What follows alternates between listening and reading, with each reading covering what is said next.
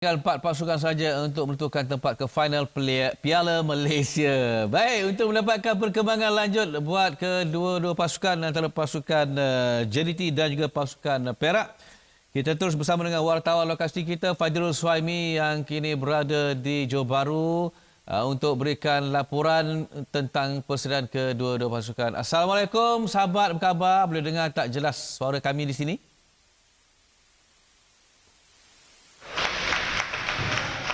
Jelas. Boleh dengar kami? Jelas.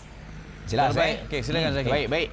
Fadhirul, kita nak mulakan dengan Perak sebenarnya baru menang besar ke atas Kelantan 8-0 sebelum ini dalam saingan Liga Super sebenarnya. Sikit sebanyak, kita boleh katakan inilah suntikan semangat untuk mereka menentang JDT. Akan ada sesuatu yang bakal disajikan oleh skuad Yusri Cik Lah, Fadhirul?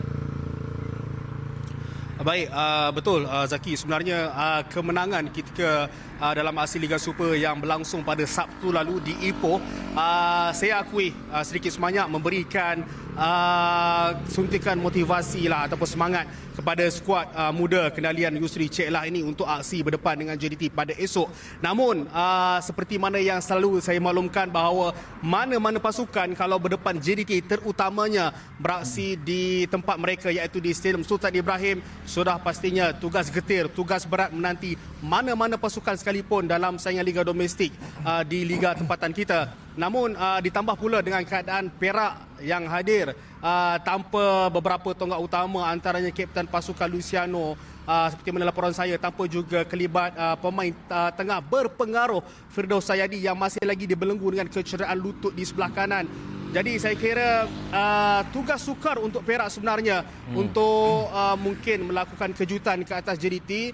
Namun seperti mana yang dimaklumkan oleh Ketua Jurulatih Perak Yusri Cik Lah, mereka sudah layak ke separuh akhir dan ini peluang terbaik mereka untuk membuktikan sesuatu. Dan seandainya pada pandangan saya secara peribadi, seandainya mereka tewas sekalipun, melangkah ke petas separuh akhir buat Perak musim ini sudah memadai buat pasukan The Boss Gaurus, Zaki dan juga Akbar. Okey, baik.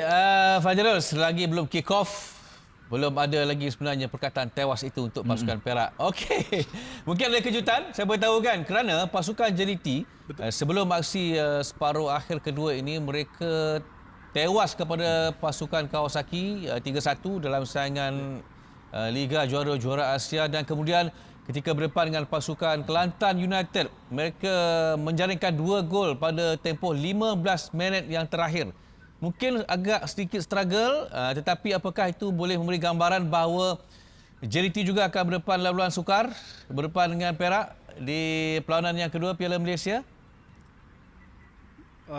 Betul Akbar, sebenarnya jadual yang cukup padat di kem JDT sebenarnya sedikit sebanyaklah memainkan peranan untuk prestasi semasa pasukan kendalian Esteban Solari ini. Namun saya selalu berpegang pada satu kenyataan, JDT tetap JDT Akbar.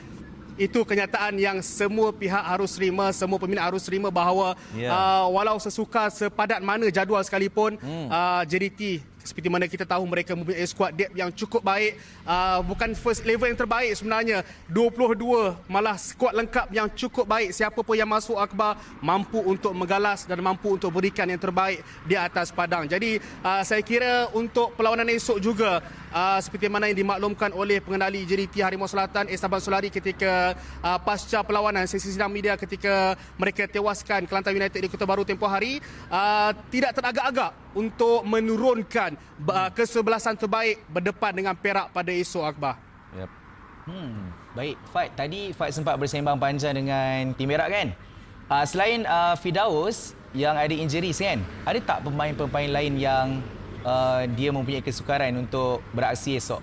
Ataupun ada benda lain yang sempat The Boss Gaurus kongsikan kepada Fad?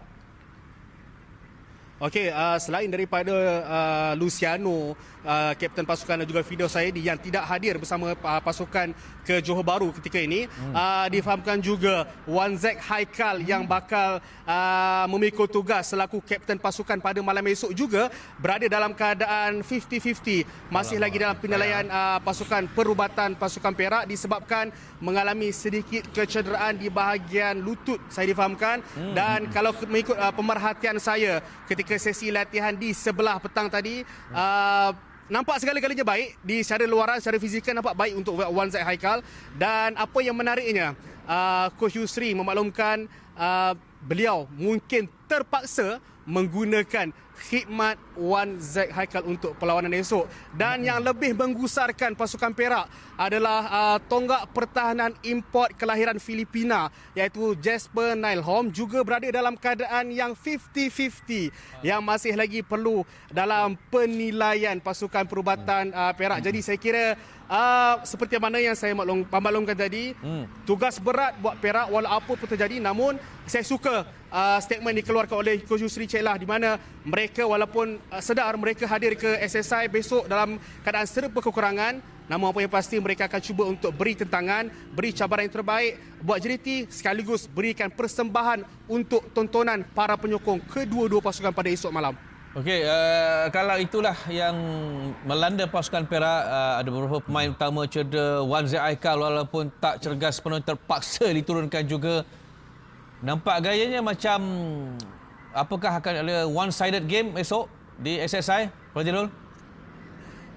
Saya harap tidak, Akbar. Saya harap tidak. Saya berharap agar tidak berlakunya seperti mana Akbar beritahu tadi, one-sided match, perlawanan yang lebih kepada pihak JDT. Saya mengharapkan sebagai pemerhati bola sepak, saya mengharapkan satu perlawanan yang seimbang. Dan saya sempat juga berbual dengan Coach Yusri bahawa mereka sebenarnya tidak sebolehnya tidak akan bermain secara defensif, sebaliknya akan bermain seperti mana Perak bermain sebelum ini, Akbar. Perak akan bermain seperti mereka main sebelum ini. Itu jangkaan Fight lah. Baik Fight, untuk game esok ni, bagaimana sendiri di Mata Gajah Fight? Akan ada jaringan yang akan dihasilkan oleh Perak ataupun JDT akan menang mudah? Pendahuluan. Saya menjangkakan kalau ikutkan keadaan ketika ini terutamanya di kamp Perak, Akbar dan juga Zaki, sememangnya sukar untuk mereka. Namun istilah yang selalu kita dengar dalam bola sepak, apa-apa boleh jadi, apa-apa boleh berlaku sepanjang 90 minit perlawanan.